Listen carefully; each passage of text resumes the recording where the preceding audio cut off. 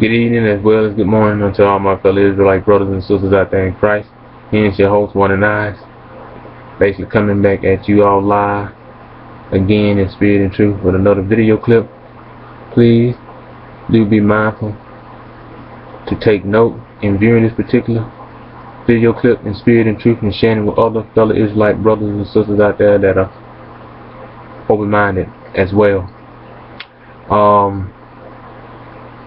You all are welcome to subscribe to the channel, and Israel, you really all as well need to wake up, because it's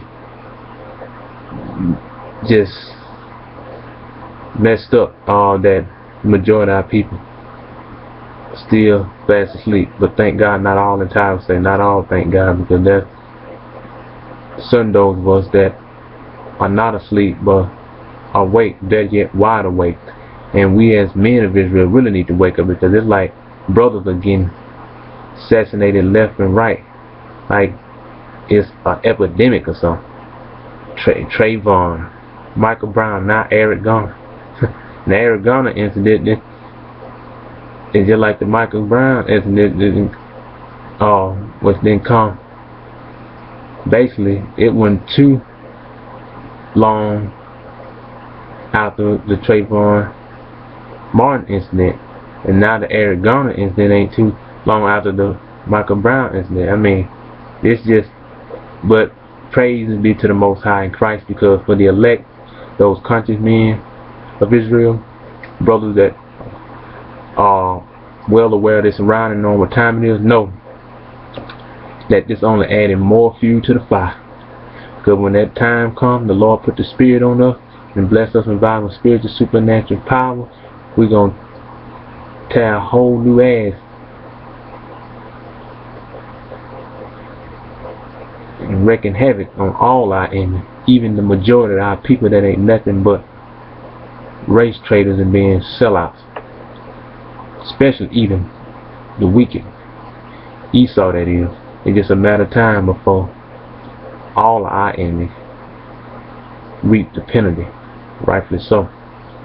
So, as you see this little woman here with it goes to show that she part of the sisterhood. You see the little secret society hand gesture she got there with let me see, her left hand over her right. Y'all do your research and study up on that, you'll find out that's masonry. But yeah, all of the satanic, this is the sinful kingdom that the Bible speaks of, that is the daughter of Babylon, that ought to be destroyed. And yeah, when you check out this, yeah, it's like, damn. It's like, wake up, Israel, wake up. Mainly the men of Israel. You the head of the nation as well as the backbone. It's time to stand up and stop bickering, arguing amongst each other, and learn to come together under God in Christ for the better, in spirit and truth, in spite of the worst, and start representing your nation rather than a street corner and a damn coast.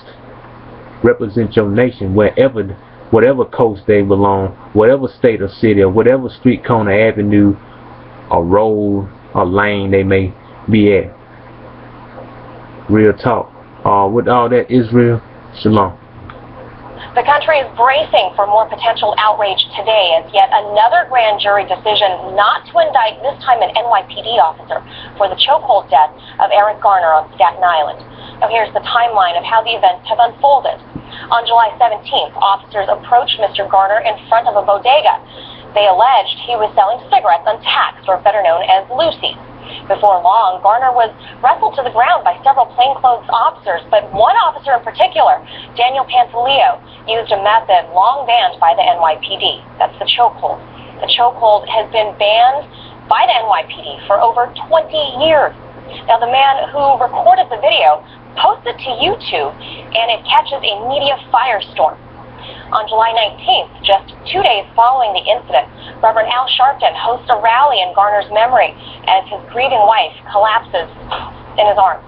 That gathering would then become a march for justice for Eric Garner. As the march unfolds, the policeman who placed Garner in that chokehold is stripped of his badge and his gun.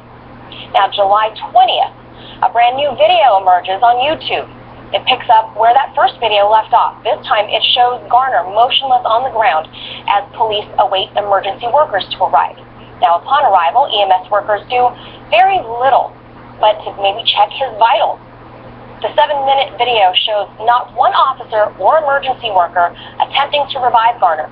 No CPR, no oxygen mask, nothing of the sort that we're so used to seeing from medical aid workers when they arrive. Now, the following day, on July 21st, after the EMS video surfaces, the hospital which employs the EMS and paramedics suspends all of those who responded without pay. The community is outraged at the lack of care and treatment for the lifeless Garner, claiming that the workers let him die. Now, people who knew him call him a gentle giant and say that the 43-year-old was a known asthmatic.